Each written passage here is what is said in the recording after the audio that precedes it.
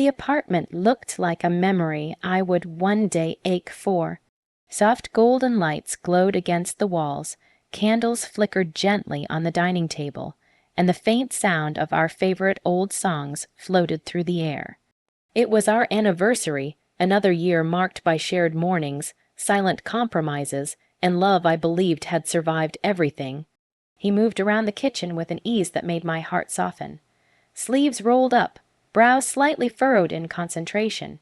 He looked almost like the man I had first fallen in love with.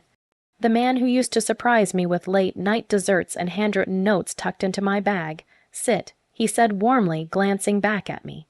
"Tonight I do everything." I smiled, feeling oddly grateful for something so small. I watched as he mixed the drink, ice clinking against the glass, the rich color swirling slowly. He added a slice of lemon, adjusting it carefully as if presentation mattered, as if I mattered for our anniversary, he said, handing me the glass. His fingers brushed mine, familiar and comforting. "For us," I replied, my voice light, my heart full. I took the drink and stepped onto the balcony, wanting to enjoy the cool night air. The city lights shimmered below like scattered stars, and for a brief moment, everything felt perfect. I leaned against the railing, smiling to myself, thinking about how far we had come, the fights we survived, the dreams we still talked about in low voices at night. I took a small sip, savoring the taste. That's when his phone rang. At first, I barely noticed. The balcony door was half open, and his voice carried easily through the quiet. I wasn't listening. I had no reason to. Trust makes you careless like that. "Yeah," he said, his tone relaxed. Too relaxed, I stared out into the darkness, absently tracing the rim of the glass with my finger. "She's right here," he continued, a soft laugh escaping him. Outside on the balcony, something in my chest tightened, though I couldn't explain why. No, he said, amused. "She doesn't suspect a thing." My breath caught. I leaned closer to the door without realizing it, my heartbeat suddenly loud in my ears. "It's our anniversary," he went on. "She thinks this actually means something." The words landed heavy, sharp, cutting through me before my mind could protect my heart. "Honestly," he scoffed, lowering his voice just enough to sound intimate.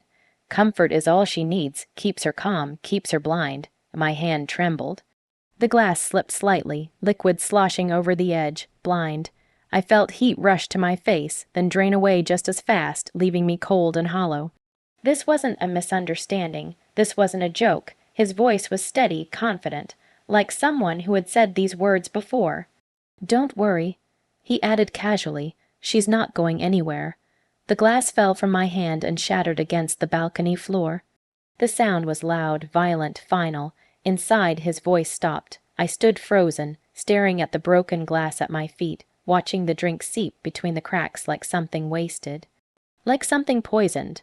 My reflection stared back at me from the glass door, wide eyes, pale face, a woman suspended between before and after.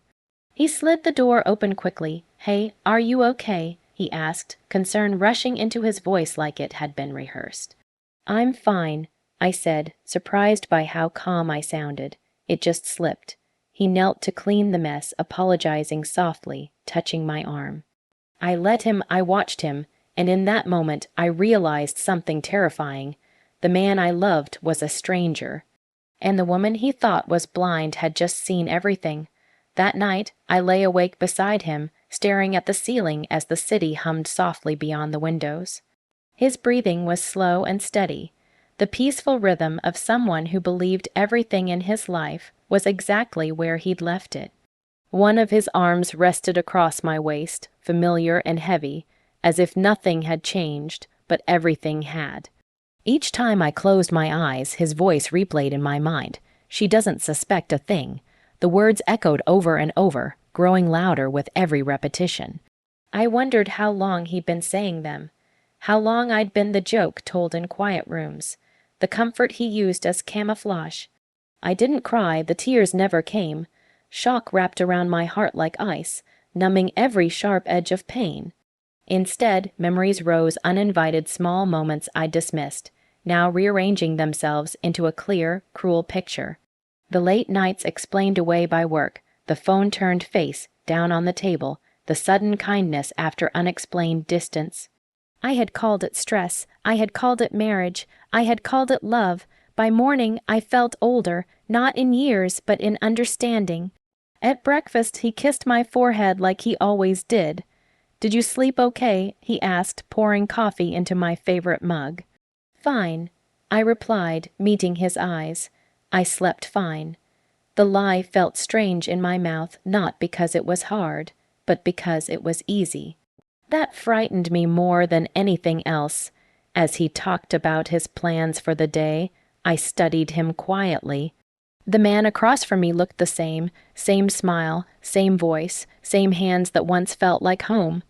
But now I saw the careful way he chose his words, the confidence of someone who believed he was untouchable.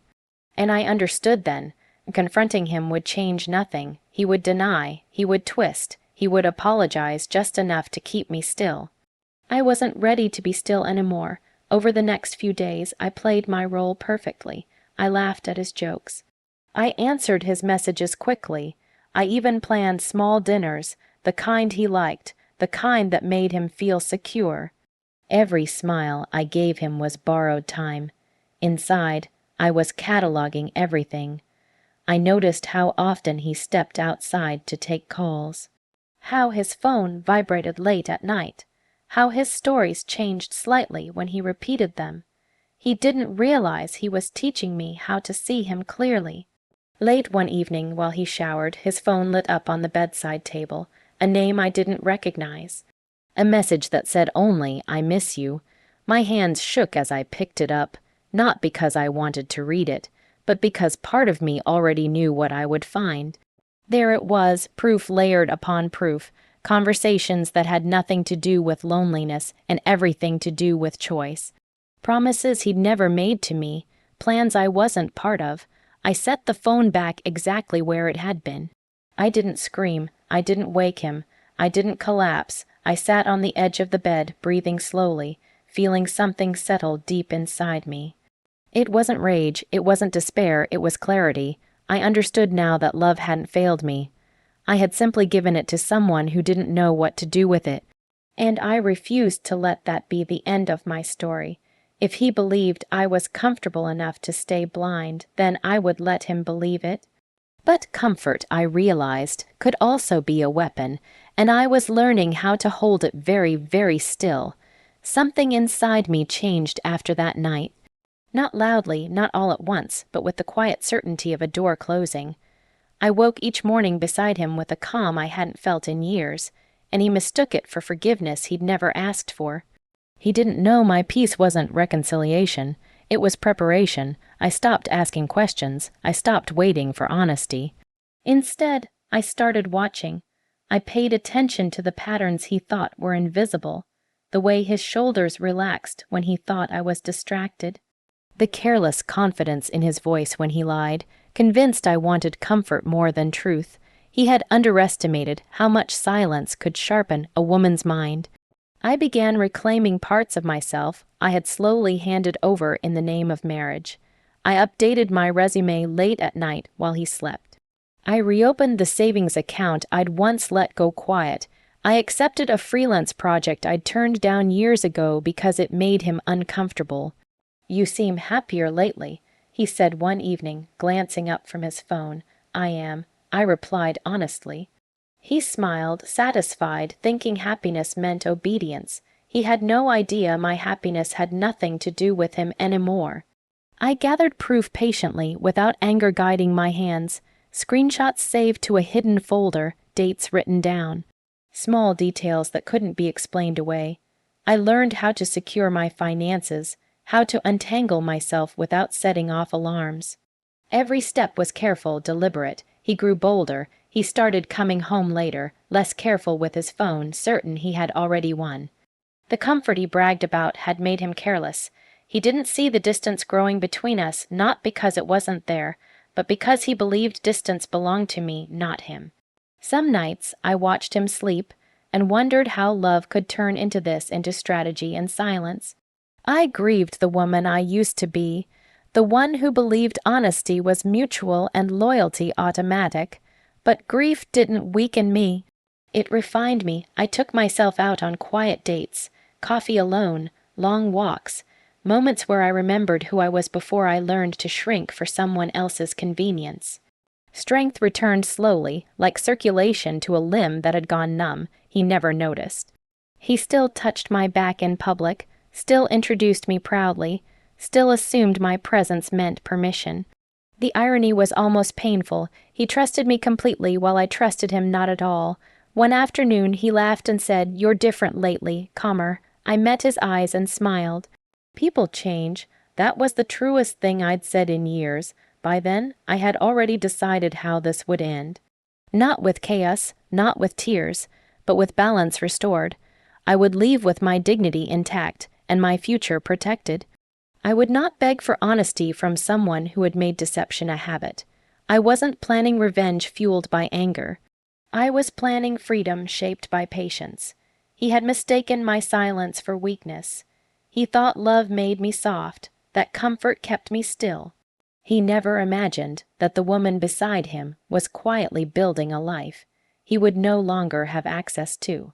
The greatest mistake he made wasn't the betrayal. It was believing I would break.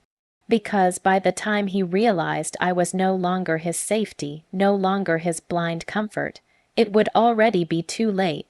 And for the first time since the balcony, I smiled not because I was pretending, but because I knew exactly who I was becoming. I chose the timing carefully. Revenge, I learned, didn't need to be loud to be effective. It needed to be precise. By the time I planned the dinner, I was no longer acting. I was simply finishing a story I had already outgrown. I told him it was a celebration, not an anniversary this time, just a quiet evening for us. He didn't question it. He never did. He arrived home relaxed, confident, wearing the same smile he'd worn on the night everything fell apart for me.